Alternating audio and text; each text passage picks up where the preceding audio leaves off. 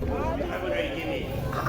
They talk, what should they not be 300? We talking 300 now, 500 now they carry now. You chief. You don't know how much before now. Oga, na 300. I say now 500. Oga, give me my Don't change. change.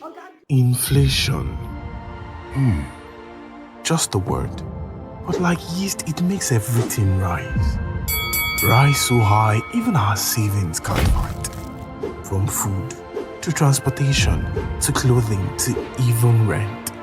The reason basic income barely feels like it came. Our hard-earned money failing to dance to the rhythm of inflation. We barely get through today, only to worry about tomorrow. Yet, tomorrow carries so much hope on its shoulders. Hope amidst the fear of how it will turn out. But despite the gloom, there is good news. We found the best way to save with Jollof Plus. Interest so high, 21% net, even inflation stands no chance. So today, we breathe and choose to secure tomorrow. Today we save to beat inflation tomorrow with Jollof Plus. Download the Jollof Plus app on the Google Play Store or Apple Store and earn up to 21% net on your savings. Hello everyone, it's Oluwanifemi Kolawole and with me in the studio is Bolu. Welcome to another episode of Techpoint Africa Podcast. This is a pre-recorded version in anticipation of the 10-day hunger protest that's supposed to start in Nigeria, all over Nigerian states on August 1st. So we had to pre-record this a day before. And if you're listening to this, know that you have a right to peaceful protest and assembly. Just try to stay safe and peacefully request for what we need in Nigeria. That said, let's get to the stories we have for you today. Something happened earlier in this week, and it has got people talking. Some probably have clarity about it. Some are confused. Some are just indifferent to it. And that's the fact that in a bid for Lagos State government to increase its internally generated fund or revenue, it is introducing a tax on remote workers and influencers in the state. And we're going to discuss that in a moment. We also give you updates on the WhatsApp or Meta FCCPC investigation that we discussed last week, and also what happened earlier in the week with people's SIM getting blocked and unblocked. It was an interesting scene. Looking at the trouble people had to go through. So from there, let's just get into the conversation. Lagos State government needs money. And they want to get it from remote workers. Yeah. As per remote workers are the ones making the money in the state. As far as this is concerned, the state intends to get or to raise about 200 billion naira from remote workers in a year once this tax deduction kicks off in September, hopefully September. Anyways, this is supposed to affect remote workers and digital influencers in the state. They are supposed to join every other person, like fully employed people with businesses running in the state, to pay income tax like every other person, which is, I don't think it's out of place. You know, if you're working and living in a state as the citizen, you're expected to pay tax. Those that are like on full-time basis, they have it deducted. Although I don't like seeing the alerts, because I just feel like if this thing should get into my hand, I know what I can use it for. But yes, we are paying our income tax. We have our tax identification number, tax identification number. We have it. So this is to be extended to remote workers and digital influencers. Remote workers in this sense are people who are working with companies outside Nigeria and earning. They specify And earning because this is under the resident global digital citizen tax management system. So you can Okay. imagine that remote worker in this sense are usually potentially people that are working from outside the country, right? Or Bolu, do you have a different idea? Yeah, that was basically what came to my mind, and I think they also want to include those foreign firms. Mm-hmm. So they are not just getting the tax from remote workers. From what I can see here, they're adding remote workers, foreign firms, and digital influencers. I don't know So why they're adding the digital influence.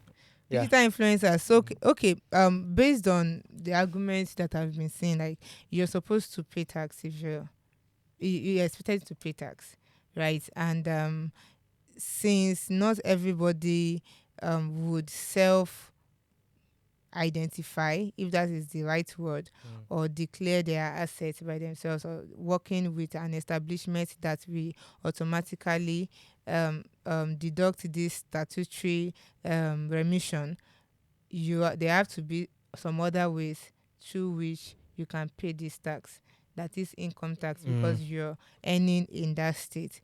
But the question that I've been asked is this amount that the state is expecting to raise, that is 200 billion naira. Yeah. Where is it going to come from? How do they know that the state remote workers base is able to raise to raise this yearly? You get yes, we understand that the state runs on a lot of internally generated revenue, and it is gotten from different channels. Apart from income tax, there are other services that are taxed in the state. But going into not just the informal sector, the formal sector, the digital economy is a large one, even in Nigeria, right? So you might be thinking why the state government had to come up with this amount that this sector, I mean the digital economy sector, is expected to raise 200 billion naira. And if you look at it, according to stats from the Central Bank of Nigeria, the digital economy is worth, is as of 2021, it was worth almost $10 billion in worth, and it was projected to reach up to $18 billion in 2026. And given the level or the class that Lagos State is in, regarding its economic I disagree. viability, Actually, how much okay. First of all, I don't see them raising 200 billion from remote workers in Nigeria. One, not in Nigeria, Lagos. in Lagos, sorry. Mhm. I don't see them raising 200 billion naira in Lagos from remote workers. I think they have plans of adding the firms, foreign firms, to the tax bracket. But let's just focus on the workers alone in the first place. So there's a huge lack of data, right, that might stop this from actually happening. So Okay.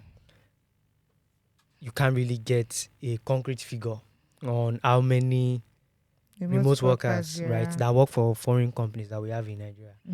Right, that is one. I saw something somewhere that said we have about 18 million. I disagree with that figure because it didn't even specify where that data was gotten from.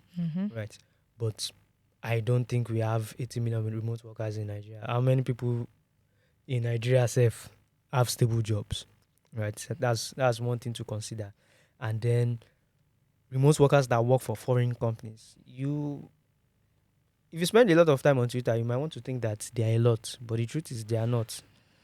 I don't have the figures, right? I don't have the statistics, but So I what would you're say, questioning, is it the whole of the stats in Nigeria for Lagos? for Lagos, one, And you're also questioning that majority of remote workers in Nigeria might actually be working from Lagos. that's another thing to consider. It is likely. Okay, there's Right. a likelihood. Yeah. So I'm basing that on the fact that in terms of digital infrastructure, we can say Lagos is a bit ahead, right? Yeah, supportive. Yeah, it's a bit ahead of other regions in Nigeria, right? We might say that. We can also say there's access. Those remote workers have access to this digital infrastructure, so some of them might want to stay in Lagos, but I see many of them outside Lagos that are doing really well, actually. But let's say because of that digital infrastructure that most of them are in Lagos. But even with that, despite that, I am sure that they are very small in number. They are very few. So People that your I mean, issue is yeah. is with how much the state government is planning to raise To raise from this small demography.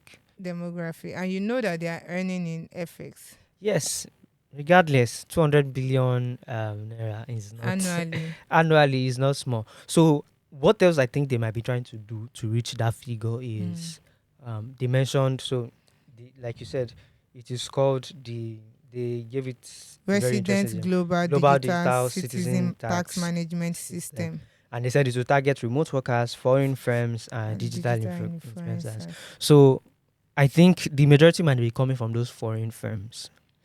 However, my fear is that if they start imposing taxes on these foreign firms, right, either because they have Nigerian employees or they are probably just making the process of employing a Nigerian, increasing the friction, right? It might now affect the already little number of people who are able to work for I think I foreign quite companies. disagree with that, because you know these are standard practices. You know, it is that some parts of the nation or Lagos is not doing doesn't mean it's out of place to request for. These are things that employer of records, HR companies that help other companies to hire, foreign companies to hire in other countries. These are the things they put in place. They help you to make sure that you're paying every other statutory requirement that you have to pay on every employee you employ from that location. So I don't think it is out of place. Okay, to let's say from you're them. right. Let's say you're right. Okay. You're right. Right. You need to. Those things are things you're supposed to Standard. do. Yeah, but now there's the issue of implementing this thing, because one, you don't have nobody. I would not, if I was working for a foreign company and I'm earning in FX and you say I should come and pay Lagos State government tax, where I'm basically, I mean, you can argue what your tax gets you in Nigeria. So you know what? Will I come out? Okay, so unlike what was recorded concerning the South African space, that something similar is happening. People actually self-identify in those places. We don't know how much the volume is, how many people do that. But it seems it's been going on for a few years, and they've been recording success.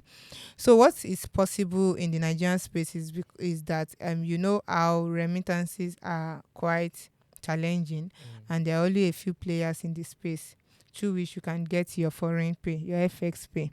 So platforms like Grey, like so they might start monitoring those platforms. So it is just for them to reach out to those platforms, and it's part of their compliance, probably regulatory compliance we're expected to do, you know, and use it coming through those ones, because you only have this except you have like a foreign account, that's when you can use PayPal or Payoneer, right? But if you're using these local platforms, you would have to there's already a trail.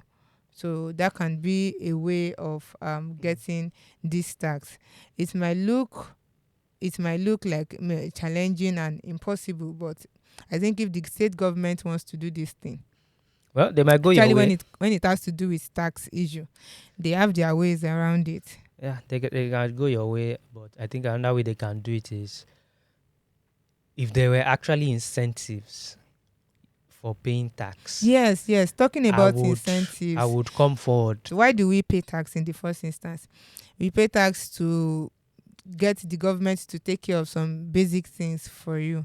You take care of the state, as it were. the state you're living in. So if you need to stay in a state and applying a good road will make life comfortable for you, that is what your government should use your tax for. If you're staying in a state and having good electricity is what will make life comfortable for you, they should use your tax for that. But it appears that is not what everyone is enjoying, especially remote workers.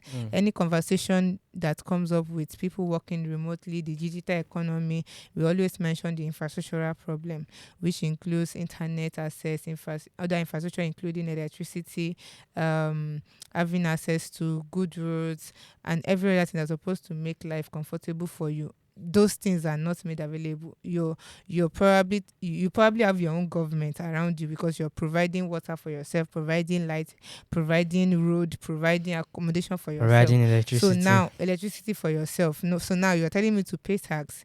What are you going to use it for? Is it going to alleviate what I have to go through working from home remotely or working from a workspace for me?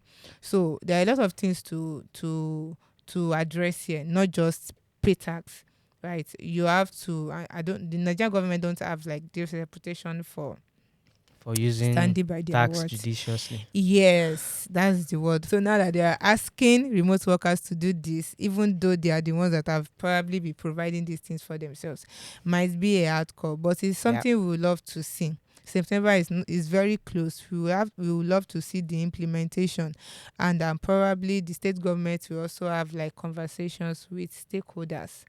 Yeah. I don't know. I don't think there is a committee, a union for remote workers. Right. But yes, there can be stakeholders from the tech space, right, that can speak with them, and they can. Well, we have like a federal ministry of information and communications and digital economy, headed by Minister Bosun Tijani. So they can. But maybe there's a state chapter that can have this conversation with the Lagos state government, and we'll see where it goes from there. But as it's where it is not largely welcome. It is not largely welcome from the actions we've seen online. We are looking at how Lagos state is going to implement this. And should I say this? Should I not? A good citizen should pay tax. So I will end it there. Now, let's give you some updates about some of the things we discussed last week. Bolu, What's up? You did us a solid by publishing a story that highlighted some of the things people might have missed from the 116-page investigation that the FCCPC did on Meta, that is WhatsApp. Rosemond mentioned last week. If you've not listened to last week's conversation, you should go to it. We will link to it in the description. Rosemond mentioned that there's a possibility of an appeal, that WhatsApp is not just going to accept that, we were in the wrong and we're going to pay this fine, right? And they came up with a 20-point 22 reason. actually. 22, yes, 22 points reason why they are appealing this particular fine. Bolu, from what you found out and their response for the appeal, what can you find there? So I just think they are. I mean, we all expected that WhatsApp will not take this line down, right? But it still doesn't, because everything the FCCPC pointed out are pretty damning and they hold water, right? Because it's pretty obvious. It's obvious that you discriminated against Nigerian users. You sent the privacy policy you sent to people in Europe was different from the ones you sent to people in Nigeria. And it's very obvious from the two that you gave the Europeans got more protection through that privacy policy. The Nigerians got very little protection, right? And I knew that they were going to appeal this, but I think they probably don't have a leg to stand on from everything they've seen. They were pretty just saying it's baseless. And a lot of there was other no fear things, in airing right? before we were slapped with that fine. And even when you check the report, when they had engagements with the FCCPC, and the FCCPC asks questions about those things, and they say, "Oh, why are Nigerians seeing a different privacy policy, and Europeans are seeing a different privacy policy?" Their response, for example, to that was, "Oh, there's the regulatory environment is different, and then WhatsApp in Ireland is the one providing the privacy policy there, and WhatsApp LLC is the one providing the privacy policy for Nigeria." And the FCCPC is like, "What are you saying? Europe and Nigeria, our regulations on privacy are very similar, basically the same thing." So what is the it's really interesting to see where this is going. I want to see, how long WhatsApp can keep this up, and see, in the end, because like I said, they won't take this lying down. They will fight, but let's see if they will fight and win.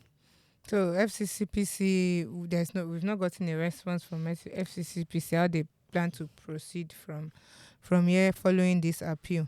But many are looking through this list of 22 things. I don't know if, as you mentioned, if WhatsApp has like solid arguments to make. Right? Yeah, the only solid arguments WhatsApp actually made, or Meta actually made, is asking the FCCPC how they calculated the fine. Okay. Yeah. Maybe FCCPC should come out and also tell us that. And I feel the fine is even too small, like based on the things, because they found that WhatsApp might be free, but based on the kind of data they were harvesting from you people, Nigerians, that is, it's actually not free, because that data is what a lot of if money. you're not paying for a product, you're So, the product. FCCPC should tell them how they came about that figure, and they should probably increase it. They probably increase it, and Share it with us. that No, Rosemont mentioned it last week, that I think you also explained it, like the possibility of sharing it is, no, they won't share. So But I wish they would, sha. But yes, I want to see this through. I want to see how this we pan out, to give like Nigerians an idea that the government or the regulators or the commission are supposed to protect you as a consumer actually doing their work, and to become a reference for other global platforms that Nigerians are using. So that's the update on that. You can always check out the article on Techpoint Africa. You can see the rebuttal and other things that we found in the investigation, the outcome of the investigation. We also keep you up to date with any further outcome of this. Permit me to say gbas. Yeah, between FCCPC and Meta. Another update we want to give you is the NIN-SIM linkage saga.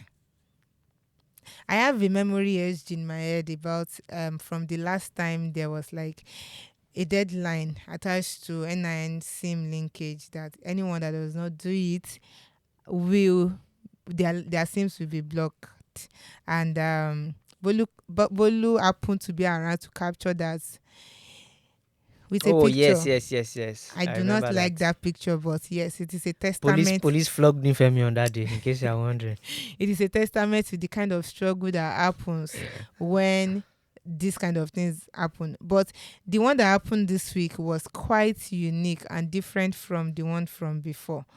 Before there would have been a kind of orientation going on, announcement, link your SIM and NIN, link your SIM and NIN, you get, and then people go and do it. But this one, it just happened that people woke up on Monday, on Monday morning, and people realized that their SIMs have been blocked, even though they had linked their NIN with their SIM card in the past from that last cycle. So it was devastating for a lot of people. And on my way to work on that day, I saw people in front of multitudes. Yes, let's use that word, multitudes in front of MTN office, right? Specifically MTN for some reasons. Right, and it was not a nice thing. Today's insight of the week is on MTN Group, And the insight is that their revenue for data has almost tripled in a decade. Yes, this insight is by Intelpoint. And to see more interesting data points like this, just go to intelpoint.co. I actually saw two offices on my way to work that day, and both had crowds in front of them. And I could see at some point that I took a walk out, I could see the anger, frustration on the faces of people. But as we come to know later that day, and what's it called? NCC. NCC instructed that these SIMs be unblocked, and MTN released a statement giving guidelines on how people can unblock their SIMs personally without having to come to their offices. But by that time, a lot of things had happened. There's been a lot of vandalization of properties on MTN premises, and it True. was sad to see. But that speaks to the possibility that there's probably another deadline for linking NIN and SIMs. But I feel that from the last cycle, people have already linked their NIN and their SIMs. Yeah. So I don't know what happened this time around, because as of then, people that didn't, I have SIMs that are no longer active, that have been some of them have even been reassigned to other people. So I'm wondering what happened Well, this time. there were conspiracy theories that those SIMs were blocked to stop people from protesting. Which MTN came out to refute. Yep. Right. The rumor or not, SIMs have been unblocked, but with the NCC still saying that people should link their SIMs, that means that there are still some SIMs that are active that have not been linked to NIN yet. So if you're listening to this and you're yet to link your NIN to your SIM card, do that as soon as you can. And I'm sure now, without an NIN, you can't even activate a SIM. So people that are getting new SIM cards since the last cycle of registration are expected to do it from the start. So please, that's an update. If you're yet to link your SIM and your NIN, do that as soon as you can. We are not sure. MTN did not really talk about what really happened this time around, apart from these SIMs are yet to be linked. But we have it not in, I don't want to say we have it in good authority, but it's expected that most SIMs that are active now have actually been linked. And from some of the comments we were getting from people who had their SIM, only your SIM was bad. Yes, it was blocked, and I only found out on Monday. Was it Monday that the SIMs were blocked? Yeah, from Sunday. I mean, I don't call anybody and no one calls me, so I didn't find out until Unfortunately, so Monday go to the afternoon. stupor. So Nobody calls. I mean, that's the life. So yeah, it was blocked. I'm pretty sure that I already linked it. Right. So I don't know exactly what happened. So we'll see. If the time will tell, right? And this disrupted a lot of people's day that day, and we cannot, like, even MTN had to close its offices for a few days. I don't know whether they've reopened their offices. So these things have consequences, right? Whether it was a glitch or somebody did a crowd strike. Did a crowd? Is it crowd strike? Cloud strike. Yeah. In MTN, maybe it was a cloud strike. Cloud Strike is actually a company, a cybersecurity company. Yes, the one that affected Microsoft. Yes. Maybe I missed. Maybe something like that. Yeah, maybe something like that happened. Okay. In MTN. So whatever happened, let's just it will not happen again. Yeah, we should be careful, because consequences. And please stop vandalizing people's properties. So yes. That was not you that will tell them what to do. Yes, and with that, we are leaving you with this. So stop, don't vandalize. Peacefully protest if this protest eventually happen. And if you don't want to protest, stay in your house. Stay safe. It's not you that will tell them what to do. Yes, I mentioned the other time, you have the right to peaceful protest. But just try to do it safely. I hope you stay safe, and we'll be back next week. We'll be back. You said? I didn't say anything. What were you saying? No. Let's. Hopefully We'll say it off the podcast. Hopefully we'll be back next week to discuss how. Hopefully, just name will be back. Hopefully. Nothing will happen to us. Nothing will happen to us. We'll definitely be back. I mean, because this was supposed to span 10 days, depending on the. Oh, like you mean the like maybe. Yes. Unrest could extend. Yes, if it extends and we can't make it to the studio and anything happen, but hopefully we are hoping to be back next week where we discuss the tech news that happens that week. Don't forget, this is a pre-recorded version, so any glitch you experience or any coherence in the happenings, when you compare happenings with what we said, just know that it was because we recorded it before it happened. So bear with us. Don't forget to subscribe to our newsletters. Our newsletters are hot cake if you don't know, and if you are not subscribed, you don't know what you're missing. We have the Techpoint Digest, which is our weekdaily updates on tech news in Africa. We also have Modern Workplace Conversations, where Oluwanifemi as the host speaks to different experts about workplace-related conversation, which are not really discussed. And also there's Equity Merchants with Tim Gosrim as the host, where he speaks with investors, founders that gives out like valuable advice on investment and what it takes to run startups. Then there is how cool tech works.